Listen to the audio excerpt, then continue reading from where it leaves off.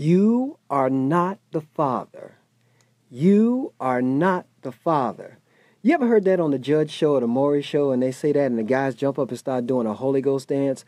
Woo! Da-doom, doom, da-doom, doom, woo! Ha! The baby not mine. Yeah, the baby not mine. Check this out. Check this out. Listen, listen, listen. You're going to like this. You're going to like this. A lot of guys don't know this, but if you didn't know, I'm going to let you know. You are not the father means absolutely nothing if you've already assumed financial responsibility for a child. Now, what I mean by financial responsibility, once you started buying milk, Pampers, diapers, Similac, car seats, cribs, giving the mama money for doctor visits, money on a regular basis, or paying plain old child support, you have assumed financial responsibility for that child. And that right there, that makes me feel some type of way. I felt in my heart that ain't right. That's some kind of trick, some kind of scam, some bait and switch, bamboozlement. I mean, because after all, the guy never really know the baby's his or not. I mean, you've heard them say the term mama's baby, daddy's maybe. I mean, there's always a doubt in the back of the guy's mind, and he may have it in his mind he want to go get that blood test someday, but he's not in any hurry to go get that. I mean, if there's an emergency, he might run out a little faster. You know, if you and the mother both have brown eyes and the baby born with piercing blue eyes, well, you might run out a little faster to go get that blood test. But in most cases, he's just not in any hurry. Or you and the mother both got blonde flowing hair and the baby born with black nappy hair, well, you just might run out a little faster to go get that test. But in most cases, the guys are just not in any hurry to go get that test. And that right there gets a lot of guys in a lot of trouble.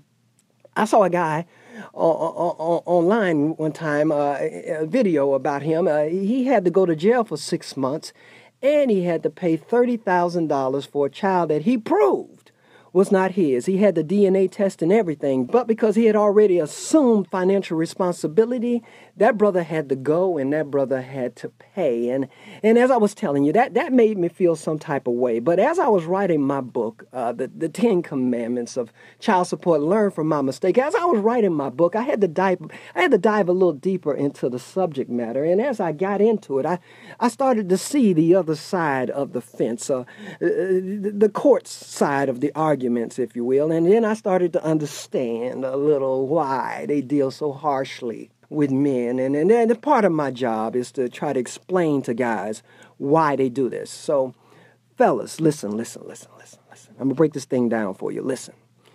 When we assume financial responsibility for a child, whether it's our child or not, in a roundabout way, we have adopted that child financially. And that would be kind of like you going down to an orphanage and say you adopt a child, say little Timmy. And say you bring little Timmy home, and for 4 long years, you love, you nurture, you taking care of little Timmy like he's one of your own flesh and blood little chillins. I mean, you're doing everything for little Timmy. You're putting food in little Timmy's belly. You put clothes on little Timmy's back. You put shelter over little Timmy's head. Now you're taking Timmy to Chuck E. Cheese and Christmas presents and birthday parties and any and everything you would do for your own flesh and blood child, you're doing for little Timmy. But then about 4 years in, you wake up one morning and you say to yourself, self, little Timmy just not working out. I mean, we giving it the old Boy Scout effort, and we really tried. But sometimes these things just don't work out. He's just not fitting in. You see, first and foremost, little Timmy's really real short, and all the other kids are kind of tall, and little Timmy's got that red hair, and all the other kids got black curly hair, and little Timmy speaks in that English accent. Father, can we go back to Church's Chicken? I absolutely love the chicken there, Father. And we are in the middle of the hood. I don't know, there's got to be a rule written down somewhere that you can't speak about Church's Chicken in an English accent in the middle of the hood. You know how many fights we done got in? No, little Timmy, he got to go. So you call little Timmy into the living room. Timmy, come here, let me holler at you for a second, player. And Timmy skips in. Bang, bang, bang. That's Timmy skipping in. Yes, Father. And then you break it down for Timmy just like this. Timmy, I got some bad news for you. I'm a straight shooter. I don't beat around the bush. And so, Timmy, I'm going to tell it to you like a T.I. is. Timmy, you got to go. I mean, we're giving it the old Boy Scout effort, but sometimes these things don't work out, and sometimes the kids are just not a good fit. And because of that, Timmy, I've already started packing your SpongeBob bag that you bought here with you, and it's got all the contents that you had when you got here. It's got your socks with the ruffles that match your ruffled shirt, that matches your khaki pants with the ruffles, and your ruffled collar. And, oh, I'm sorry, what'd you say, Timmy? Why? Oh, Timmy, that's simple. See, first and foremost, Timmy, you're really short, Timmy, and all the other kids are kind of tall, and Timmy, you got that red hair, and all the other kids got black curly hair, and Timmy, you're speaking that English accent. Father, Father, Father, can we go back to church's chicken? Love the chicken.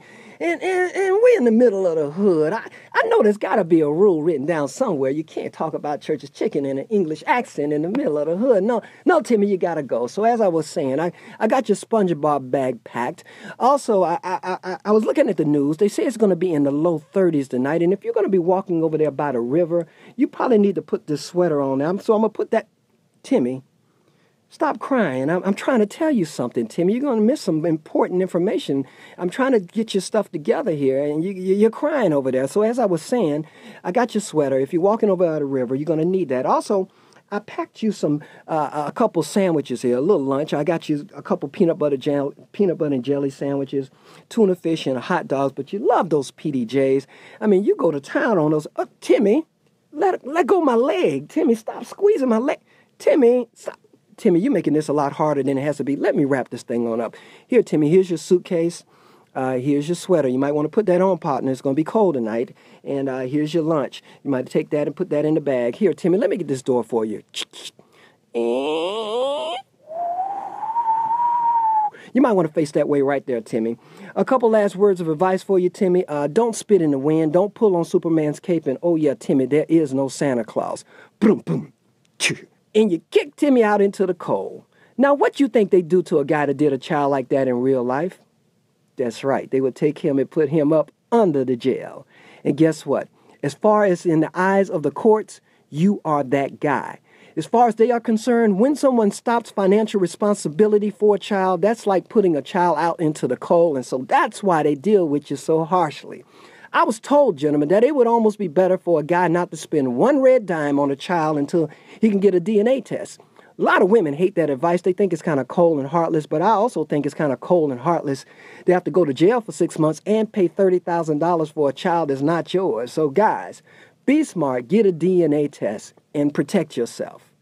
My name is Sir Rod Patterson. I hope you enjoyed my story. If you haven't got my book, go ahead and pick up the 10 Commandments of Child Support and learn from my mistakes.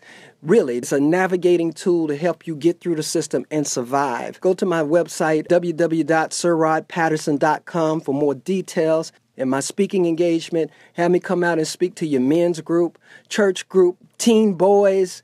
Check out what I'm doing, and I would love to come in and serve your organization. Thank you for your time. Peace.